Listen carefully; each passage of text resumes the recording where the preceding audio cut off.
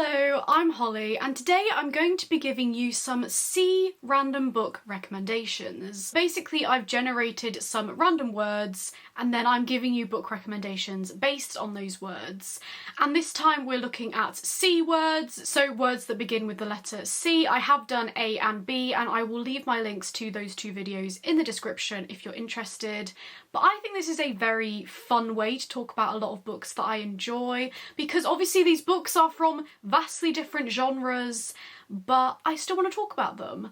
And yeah, there's not too much to say. I have 5 words and 6 book recommendations in this video, and I hope that you enjoy. So the first word that I generated was crevice, and for that I have picked The Great Alone by Kristin Hannah. This is a historical fiction. I think it's set in the 1970s, yes, and it follows this girl called Lenny, whose father decides one day that they're going to get up and go and live in Alaska.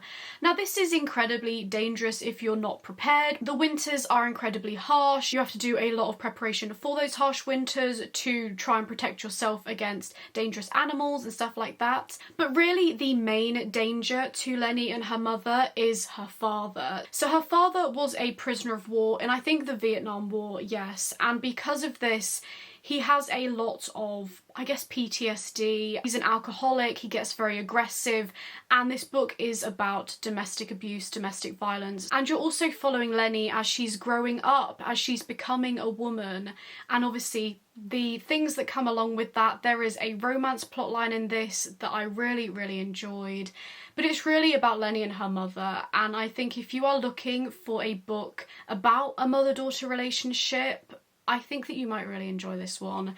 And I love this one. I gave it 5 stars when I read it, so I would definitely recommend this one. The next word that I got was chicken, and the book that I'm picking for this is English Animals by Laura Kaye. While this isn't set on a farm, I do think it has that English countryside setting, so I think it works a little bit. But English Animals follows this woman called Mirka, who I'm not entirely sure what country she's from, an Eastern European or Central European country, and she's come over to England and she ends up being employed by this rich couple in this big country house, and Mirka ends up working with the husband with his taxidermy business. So there is animal death in this and skinning and anything to do with taxidermy, so of course be aware of that. But I actually ended up enjoying this book. I gave it 4 stars, and I do think there are some problematic elements in this. For example, there is this, I don't know if it's a Halloween party, some costume party where people are dressing up as like Hitler and stuff like that, so just be aware of that there is some problematic elements.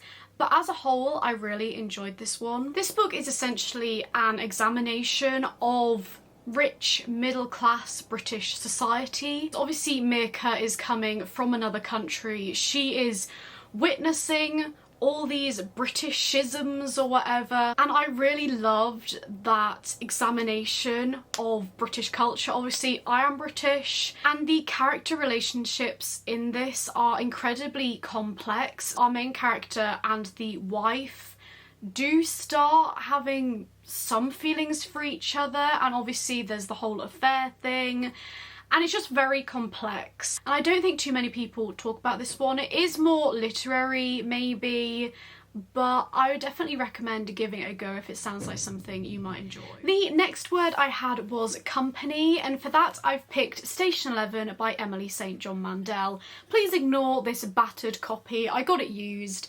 And the reason that I've chosen this for company is because there is this travelling Shakespeare company, and this book is an apocalyptic novel. It's set at the beginning of this apocalypse, and then 20 years later when you have this travelling Shakespeare group. And like English Animals, this one is very much looking at humanity and examining the connections between certain people, how your one action can impact other people in so many different ways. This book did jump around a lot between perspectives and timelines and stuff, so you do need to pay attention, but I loved how everything came together at the end. It was very satisfying how all these plot lines and stuff all diverged. No, converged, all converged at the end. Apocalyptic novels tend not to be my favourite thing because they cause me a lot of anxiety, so I do usually avoid them. But I had heard some amazing things about this one, so I did end up picking it up.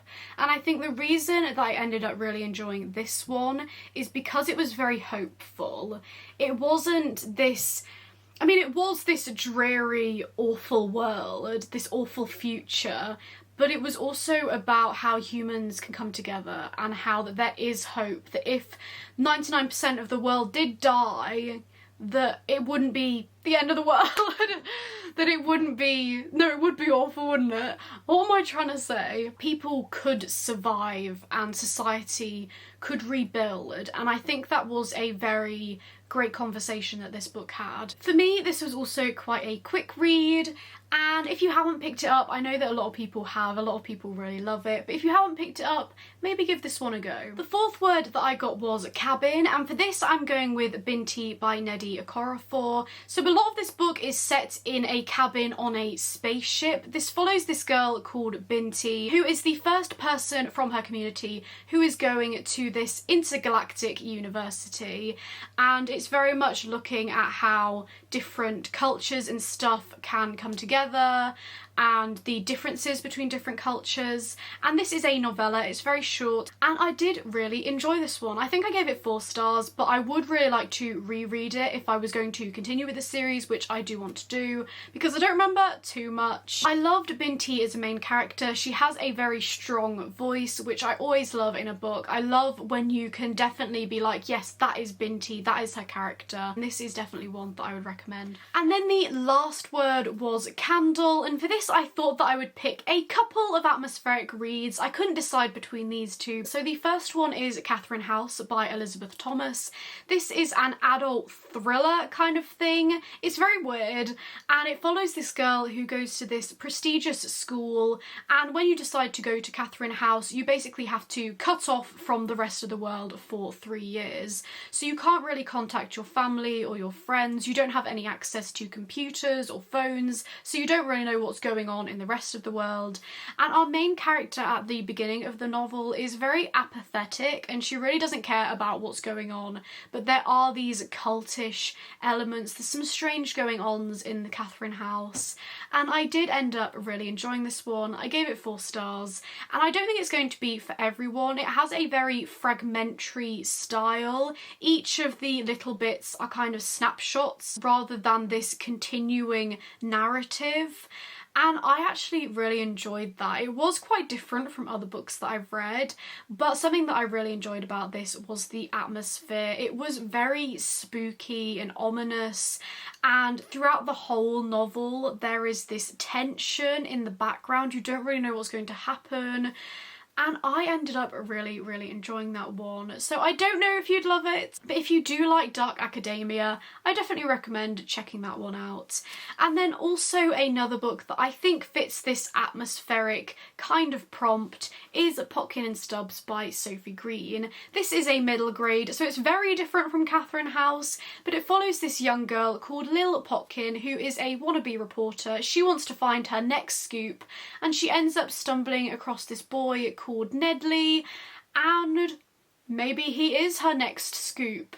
I'm not going to tell you too much, I don't want to spoil it, but I literally finished this one a couple of days ago and I absolutely loved it. It's very spooky. It's set in Pelican City, which is this dark, gritty, kind of corrupt place. It very much reminded me of Gotham. I think that Gavin from How to Train Your Gavin said that, and it definitely has that, you know, the corrupt mayor, the corrupt police force kind of thing, and people in the underground having to work things out. And I loved Lil and Nnedi. Their friendship is so cute, and I cannot wait to continue following these characters. I think it is a series. I'm sure that some other books are out in this series already, so I definitely want to continue. And something that I also really loved about this book is the illustrations. They are by Carl James Manford, and let's see if I can find one because I really love the style. Ooh, is that one?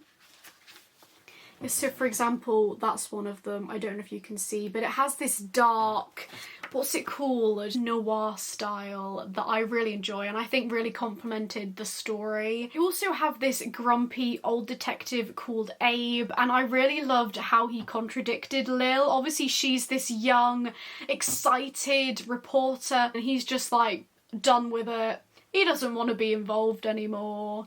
And I just love it so much. And if you're looking for a spooky atmospheric read to read while you're surrounded by candles, get the ambience, I think that you might really enjoy this one. Those are all my C book recommendations. Let me know what you would have chosen for these prompts, and if you have any other words that you would like me to recommend a book for. But yes, that's it, and I hope that you've enjoyed this video. Thank you for watching, and to everyone out there, stay curious. Bye!